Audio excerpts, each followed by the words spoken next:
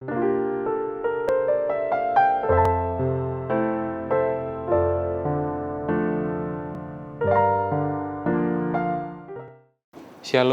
salam damai sejahtera bagi kita semua. Perkenalkan, nama saya Andreas Rianugroho, MPD. Saya merupakan dosen tetap dari Prodi Bimbingan dan Konseling, Fakultas Keguruan dan Ilmu Pendidikan Universitas Kristen Indonesia. Historical saya menjadi seorang dosen cukup panjang. Sebetulnya tidak terbesit saya untuk menjadi seorang dosen. Jadi memang diawali ketika saya studi lanjut di program sarjana. Setelah saya lulus, saya langsung mendaftar di sebuah sekolah, tapi kaprodi saya menginginkan hal yang lain. Karena alasan ekonomi dan puji Tuhan ada bantuan dana dari kaprodi saya. Puji Tuhan saya diberikan kesempatan untuk bisa melanjutkan di program magister. Ini sesuatu berkat bagi saya, dan ketika berdiskusi dengan orang tua, ini merupakan 1001 kesempatan begitu, sehingga kami dan saya pribadi tidak menyia-nyiakan kesempatan itu. Secara pendidikan, saya menempuh pendidikan di program sarjana, Prodi Bimbingan dan Konseling dari Universitas Sanata Dharma Yogyakarta. Kemudian saya melanjutkan di program magister dari Prodi Bimbingan dan Konseling juga, Universitas Pendidikan Indonesia, Bandung. Seperti buah yang jatuhnya tidak jauh dari pohonnya, kira-kira itulah juga yang mendasari saya sehingga saya saat ini menjadi seorang pendidik atau dosen. Kakek saya sebagai guru kepala sekolah di sebuah SD, kemudian ibu saya berkarya sebagai guru bahasa Indonesia di sekolah menengah pertama. Kiranya memang dari dasar keluarga inilah yang membuat saya memiliki minat, memiliki semangat, dan menginginkan pelayanan di bidang pendidikan. Jadi memang saya sangat bersyukur saya lahir dari keluarga yang berlatar belakang seorang pendidik. Berbicara terkait dengan tugas dan panggilan, tentunya seorang dosen melaksanakan tridharma perguruan tinggi. Sebagai dosen, saya senantiasa mengacu kepada roadmap yang sudah disusun di Prodi Bimbingan dan Konseling, serta apa yang menjadi kekasan Prodi kami. Kekasan Prodi kami, yakni fokus kepada layanan bimbingan dan konseling, kemudian manajemen bimbingan dan konseling, serta layanan bagi anak berkebutuhan khusus. Di setiap program pendidikan, tridharma pendidikan, dharma penelitian, dan juga pengabdian masyarakat, tentunya saya mendukung apa yang menjadi roadmap serta kekasan Prodi tadi. Moto Universitas Kristen Indonesia, melayani bukan dilayani, juga senantiasa saya internalisasikan dan saya implementasikan dalam setiap tugas dan panggilan saya sebagai seorang dosen. Tentunya dalam proses pengajaran di kelas, ketika mahasiswa datang berkonsultasi, setiap kali melaksanakan pengabdian kepada masyarakat di Jakarta maupun di luar Jakarta, dan juga dalam proses penelitian, moto UKI dan juga nilai-nilai UKI senantiasa saya terapkan. Di Prodi Bimbingan dan Konseling, saya mengajar mata kuliah inti kebekaan yang meliputi mata kuliah model-model konseling, studi kasus, media pembelajaran BK, layanan BK di sekolah, dan juga micro teaching. Ya, selain tugas tridharma saya juga memperoleh tugas tambahan. Pada 16 Agustus tahun 2022, saya terpilih sebagai Kaprodi. Di sini tentunya saya melanjutkan estafet kepemimpinan yang ada, saya mengembangkan prodi. Untuk itu, salah satu hal yang mendukung implementasi kebekaan, saya melahirkan namanya GNC Ministry atau Guidance and Counseling Ministry, di mana di situ kita menyediakan layanan pelatihan bagi siswa dan juga guru sebagai bagian dari pengabdian kepada masyarakat. Berikutnya saya juga puji Tuhan memperoleh beberapa hibah. Di tahun 2021 saya memperoleh hibah penelitian dosen pemula, dan puji Tuhan publikasi saya terbit di jurnal Trindex Scopus. Kemudian di tahun yang sama juga saya menulis artikel yang terbit di Proceeding Trindex Scopus. Dan pada pendanaan yang lain di tahun 2024, saya dan juga kelompok, puji Tuhan, lolos pada hibah pengabdian kepada masyarakat Bima. Nah, berbicara tentang pelatihan dan pengembangan diri, tentunya itu menjadi sebuah keharusan karena proses pembelajaran itu berlangsung seumur hidup, sehingga saya senantiasa mengikuti pelatihan pengembangan diri, dan juga saya tergabung dalam APKIN, Asosiasi Bimbingan dan Konseling Indonesia, untuk senantiasa mengupdate keilmuan dan juga mengetahui perkembangan dunia bimbingan dan konseling. Pada bagian terakhir, saya sangat mengapresiasi seluruh tahapan sertifikasi dosen di tahun 2025 ini.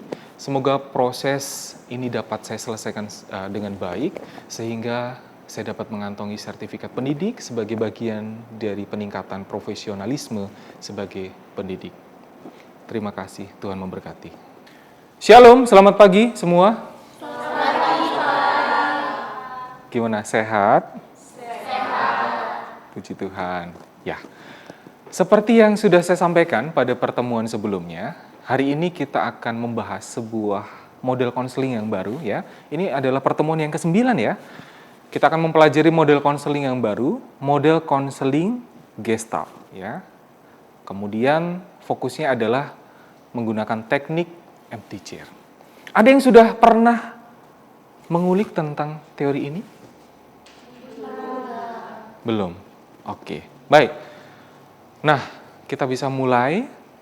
Jangan lupa ya, kita mulai dalam doa terlebih dahulu. Untuk itu saya meminta kesediaan Ayu untuk memimpin doa terlebih dahulu ya. Silakan. Bapak dan teman-teman, sebelum kita memulai pembelajaran pada pagi hari ini, alangkah baiknya kita memulai dengan doa. Ya Allah Bapa dalam surga, puji dan syukur kami haturkan kehadirat-Mu, karena atas berkat dan perlindungan-Mu kami boleh berkumpul di ruangan ini untuk memulai pembelajaran pada pagi hari ini. Kiranya Engkau berkati Pak Rian dalam menyampaikan materi, sehingga materi yang disampaikan oleh Pak Rian dapat dimengerti dan dipahami oleh para mahasiswa yang hadir di ruangan ini. Setiap doa dan harapan ini kami satukan dalam perantaraan Kristus Tuhan kami. Amin. Amin. Terima kasih Ayu yang telah mengawali kegiatan perkuliahan ini dalam doa. Baik, seperti pengantar yang sudah saya sampaikan di awal tadi, bahwa kita akan bersama-sama memahami ya model konseling Gestalt, fokus kepada teknik empty chair. Baik, rekan-rekan mahasiswa, saya sudah mengirimkan Mentimeter kepada kalian dalam bentuk URL, silahkan masuk ya. Kita akan lihat bersama-sama hasilnya di sini dari setiap pertanyaan gitu ya. Ini menjadi bagian dari pretest. Pertanyaan yang pertama, siapakah pelopor teori Gestalt empty chair? Ada yang menjawab belum tahu, Pak. Kemudian ada yang menjawab Max Wittermer. Gestalt sendiri jawabannya ya. Ada lagi? Ada 15 mahasiswa di sini, baru sedikit. Belum tahu. Belum tahu.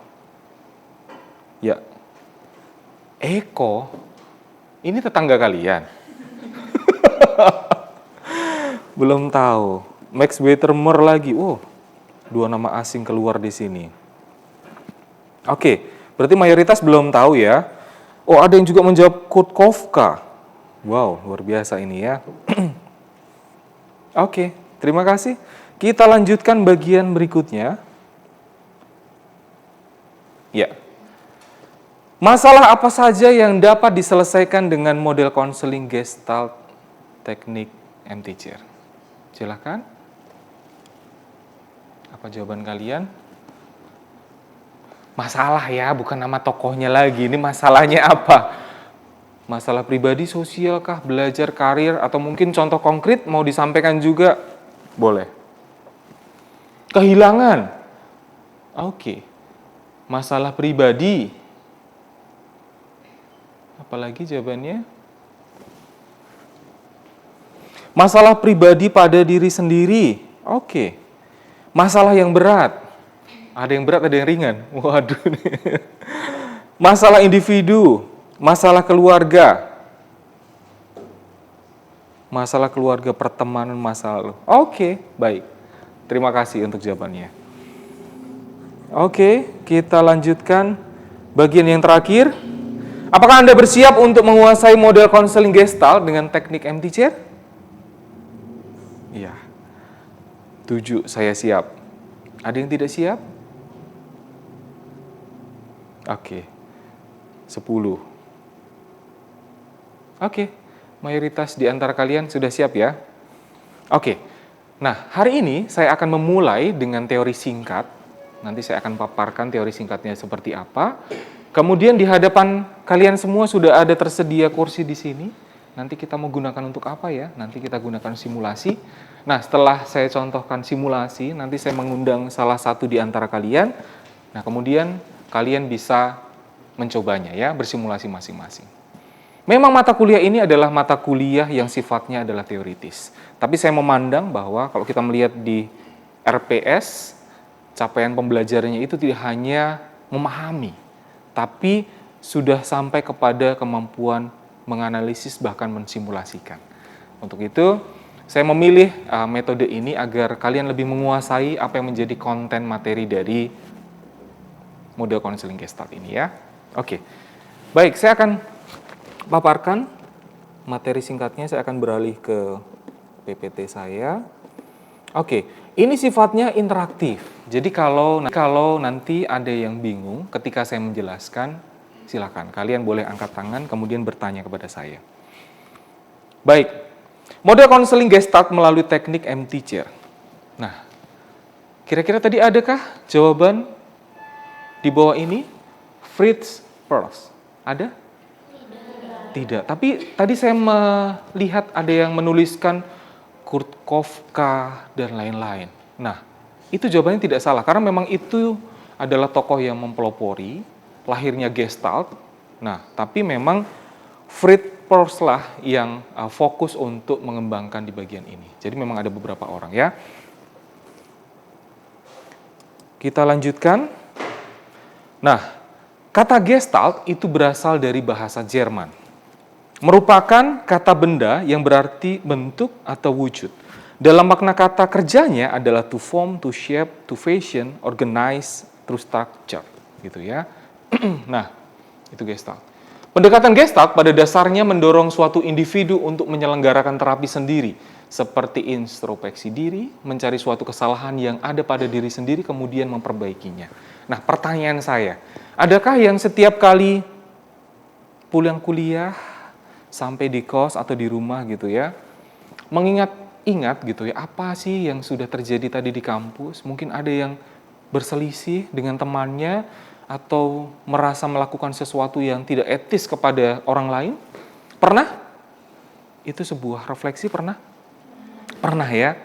Oke. Nah, kalau kalian pernah melakukan itu, artinya model konseling ini tidak sulit untuk Anda kuasai, karena kalian sudah mencoba untuk melakukan refleksi gitu ya. Nah, di sini ditegaskan bahwa menyelenggarakan terapi sendiri artinya ketika kita pernah mengalami sesuatu dan kita mencari waktu teduh gitu ya, sendiri, tenang, dan kemudian kenapa tadi saya melakukan itu ya? Nah, itu sudah menjadi bagian. Oke, terima kasih. Ini modal besar bagi kalian untuk menguasai model konseling ini. Nah, pelopornya beliau Fritz Perls ya. Kemudian ini terkait dengan konsep dasar dan juga seperti apa sih tahapan-tahapannya, caranya gitu ya. Kita lihat bagian yang pertama. Dalam teknik ini, 2 kursi diletakkan di tengah ruangan. Pengguna kursi kosong sebagai sarana yang diletakkan di hadapan subjek, kemudian subjek diminta untuk membayangkan seseorang yang selama ini menjadi tekanan.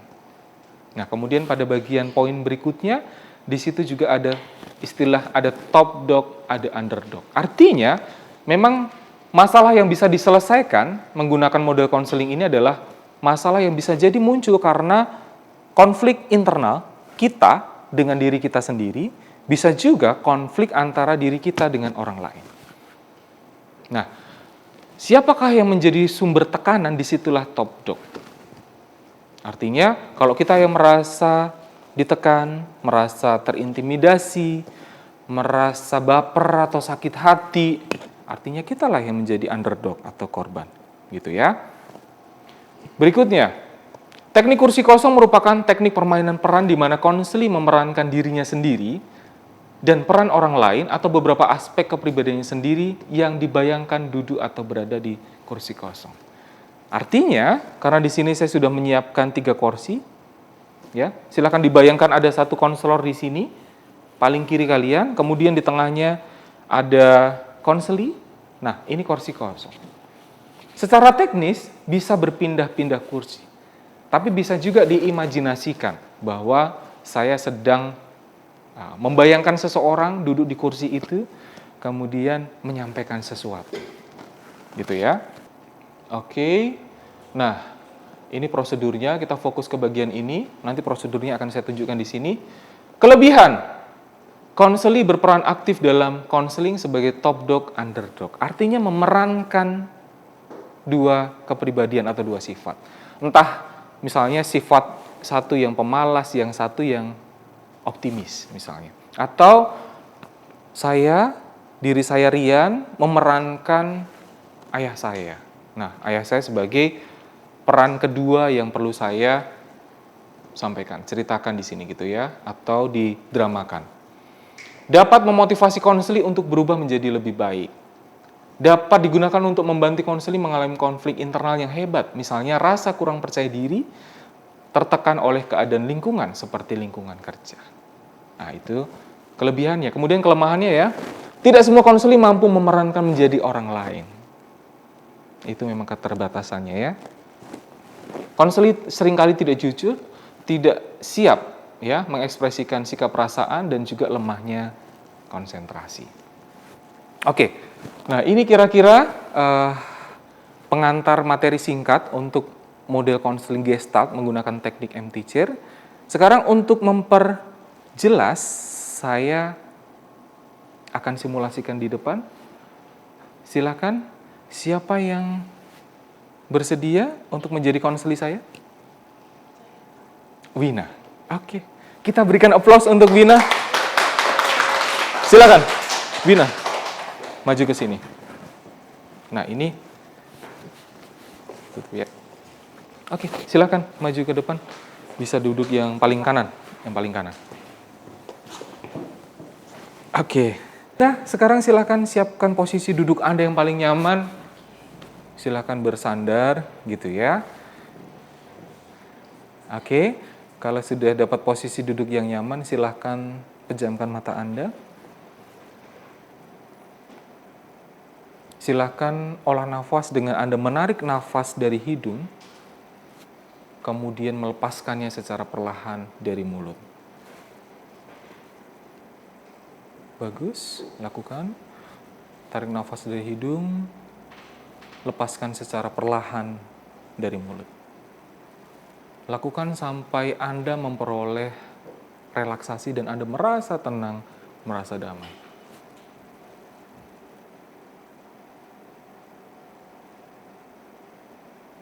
Bagus.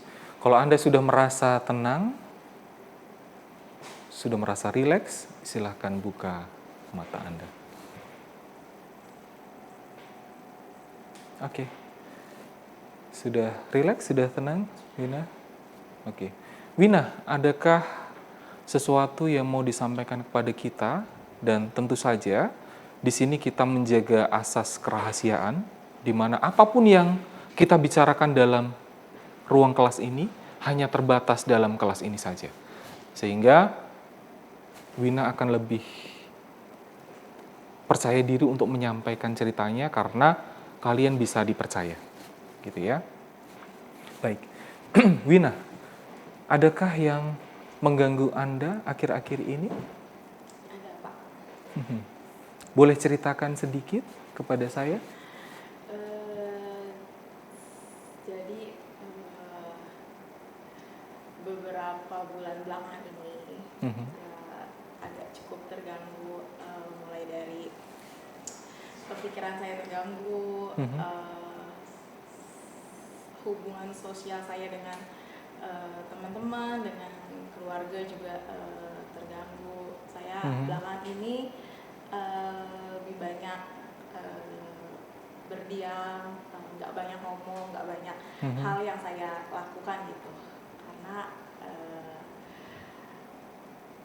cukup berat beberapa bulan belakangan ini, bisa dikatakan dari bulan Januari sampai bulan Juni itu suatu tantangan yang berat buat saya, Pak.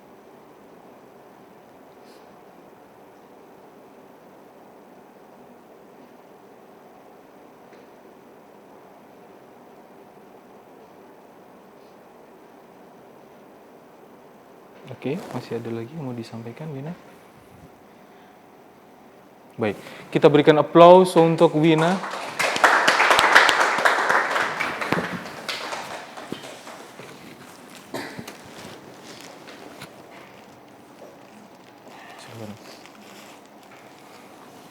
Nah, rekan-rekan mahasiswa semua, kita tadi baru saja melihat bagaimana sebuah simulasi ya teknik M-Teacher yang singkat. Kalau kita tadi mendengar bersama bahwa cerita dari Wina, dia awalnya menaruh kepercayaan yang sangat tinggi kepada saudaranya, sepupunya, ya. Karena suatu kejadian terjadi, sehingga hilanglah kepercayaan itu dari dia. Dan itu melahirkan sebuah pikiran baru, atau melahirkan sesuatu yang baru dari Wina. Tadi disampaikan bahwa saya jadi sulit percaya sama seseorang. Nah, ini di sini kita melihat bahwa adanya sebuah kepercayaan yang diberikan kepada seseorang ternyata dihianati gitu ya, akhirnya kepercayaan itu hilang.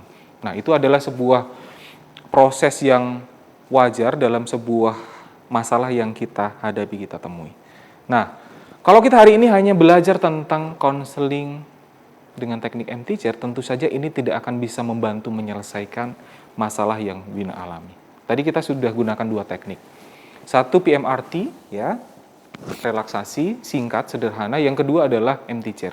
Mestinya kalau kita gali lebih dalam yang dialami oleh Wina, nanti kita akan bisa melihat sebuah model konseling yang cocok. Misalnya muncul pikiran-pikiran irasional, berarti model konseling yang cocok apa? REBT. Demikian pula seterusnya seperti model konseling yang sudah kita pelajari.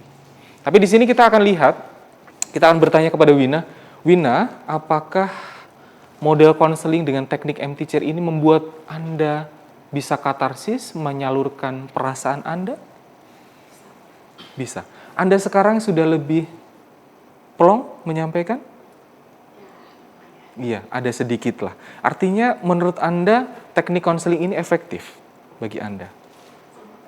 Oke, kita harus bersyukur, berterima kasih kepada Fritz ya. Tapi memang sebetulnya kalau kita mau bahas lebih panjang lagi, setelah proses ini bisa digali lagi sehingga ada interaksi hubungan antara si konseli ya, Wina, dengan si top dog atau bisa dibilang inisial Mawar tadi. Kalau tadi di sini Wina baru membayangkan ya, Mawar ada di sini, dia menyampaikan unek-uneknya, kekecewaannya, sakit hati dia gitu ya kepada Mawar. Nah, bisa dilanjutkan dengan Wina memposisikan diri sebagai Mawar. Jadi untuk mengetahui kira-kira apa sih yang menjadi dasar kok saya ngomong ke banyak orang tentang hal yang tidak seharusnya disampaikan ini. Artinya mengajak Wina untuk bisa memposisikan diri berempati dalam kondisi Mawar. Ya, bisa jadi disitulah nanti ditemukan apa sih yang namanya insight atau pencerahan. Nah, kira-kira proses konseling singkat dengan teknik M-Teacher seperti ini. Ya, sekali lagi kita berikan applause untuk Wina. Silahkan boleh kembali. Terima kasih Wina. Nah, sekarang giliran kalian ya. Sebetulnya kan di proses tadi yang panjang adalah kita di fase 1 membangun rapuh hubungan dengan konseli, akhirnya konseli percaya dengan kita. Yang kedua, kita mendengarkan masalah konseli. Nah, ini memang yang di sinilah yang harus jeli gitu ya. Kita lihat siapa sih yang menjadi top dog-nya. Rekan-rekan mahasiswa, tadi kita sudah bersama memahami teori singkat ya, Gestalt M-Teacher, dan kemudian kita lihat bersama simulasi yang dibantu oleh teman kita, sahabat kita Wina. Sekarang silakan, sebelum kita lanjut, kalian masuk kepada simulasi. Ada yang mau ditanyakan dari yang sudah saya jelaskan? Silakan. Ada? Oh, silakan, Evelyn. Jadi melalui model konseling Gestalt MT-Chair ini, apakah semua masalah bisa diselesaikan atau ada batasan-batasan tertentu di mana masalah tersebut tidak bisa diselesaikan menggunakan teknik MT-Chair ini, Pak? Baik, terima kasih untuk pertanyaannya Evelyn. Ini pertanyaan yang bagus. Jadi begini, kalau kita bicara tentang fokus masalah, kalau kita tadi melihat tujuan dari MT-Chair ini salah satunya adalah katarsis, artinya hampir semua masalah itu bisa ditangani. Hanya saja memang untuk penyelesaian sampai ke akar masalahnya, teknik ini harus didukung, ditopang oleh model konseling yang lain. Kebetulan contoh konkret yang Wina tadi, ya, itu Wina bisa melakukan katarsis, menyampaikan sakit hatinya, kekecewaan dia kepada si mawar, ya. Dan kita lihat ada indikasi munculnya, ya, saya sebenarnya udah percaya sekali sama kamu. Tapi pengalaman ini membuat saya sulit untuk percaya terhadap seseorang. Artinya, di sini ada pikiran-pikiran irasional yang muncul yang perlu dibantu. Nah, jadi kalau fokusnya hanya untuk katarsis, itu hampir semua masalah di mana kita merasa sakit hati, merasa marah, jengkel, kecewa, itu bisa difasilitasi oleh teknik ini. Jadi kuncinya adalah, memang ini namanya adalah, kalau campur-campuran ada yang masih ingat istilahnya konseling eklektik, ya betul sekali.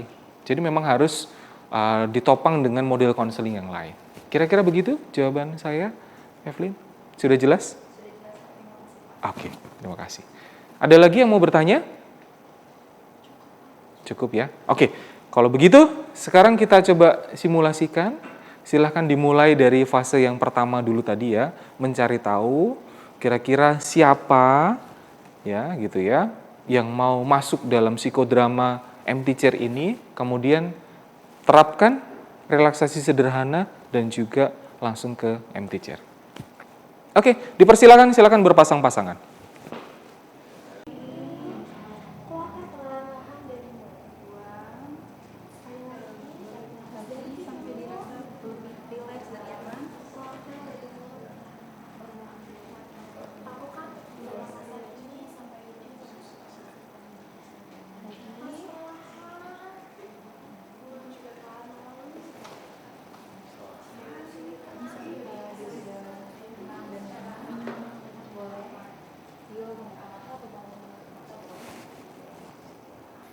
Baik, rekan-rekan mahasiswa semua, tadi kita sudah bersama-sama memahami teori Gestalt MT-Chair. Kemudian rekan-rekan mahasiswa melihat simulasi kami, saya dan juga Wina, dan juga kalian pun sudah mengalami bagaimana memandu jalannya proses dengan model konseling ini. Pertanyaan saya, apakah ada yang mengalami kesulitan ya dalam proses tadi? Kalian mencoba bersimulasi? Ada? Ada, Pak. Oh, Novi, silakan. Tadi agak sulit untuk membangun raport karena saya kan baru pertama kali Pak dan saya jadi konselornya, jadi saya gugup dan saya tuh nggak tenang, jadi kayak saya harus tenangin diri dulu biar energi tenang saya itu bisa tersampaikan ke konseli saya, seperti itu Pak. Oke, baik, terima kasih. Fokusnya adalah membangun rapor ya, membangun hubungan antara konselor dengan konseli. Ya, memang ketenangan sangat dibutuhkan. Kalian mau ngajarin seseorang untuk tenang, tapi kalau diri kalian sendiri nggak bisa tenang, sulit kan? Nah, sehingga PMRT sebelum MT-Chair tadi ya silahkan terapkan untuk diri kalian sendiri. Jadi kalian memang perlulah sering-sering berlatih untuk relaksasi menggunakan PMRT itu, baru kemudian masuk dalam proses konseling, sehingga proses konseling yang kalian pandu ya, itu si konselor bisa melihat, wah ini konselornya udah matang, sangat tenang, bisa memberikan solusi bagi saya dengan baik. Gitu ya. Oke, kita sudah sampai di akhir. Ini memang mata kuliah teoritis, mode-mode konseling, tapi paling tidak kalian sudah punya pengalaman dalam memandu jalannya proses konseling ini, tinggal nanti diperdalam dalam mata kuliah praktikum konseling. Nanti kebetulan juga berjumpa dengan saya, sehingga kesempatan kalian praktik lebih banyak. Artinya penguasaan kalian pun dengan praktik tadi ya akan bisa lebih menguasai. Bisa karena biasa. Jadi memang harus berlatih ya. Oke, baik, itu saja yang bisa saya sampaikan pada kesempatan siang hari ini. Semoga bisa berguna untuk kita semua, terutama bantu diri. Sebelum membantu orang lain, bantu dirimu sendiri.